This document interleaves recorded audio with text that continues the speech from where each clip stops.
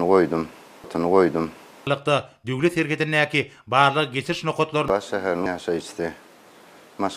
Maşgaýan salgymda kalýan suw çilimini çekdim.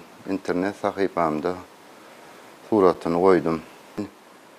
Etmişime ökünýär beýle ýalňyçlygyny gaýtalamazygma söz berýär. Jyle doglan Aşgabat şäheriniň ýaşaýçysy. Men 2023-nji ýylyň aprel aýynyň ýaşaýan salgymda kalýan suw çilimini çekdim. Ve bu hareketimi 2023-nji ýylyň may aýynda hukuk goraýjylyk edaralarynyň tarapyndan Instagram sosial tor arkaly ýüze çykarylmajakdygyma söz berýär.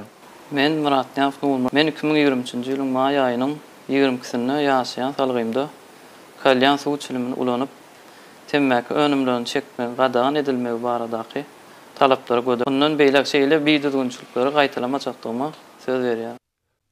İçeri işler ministri yurdumdan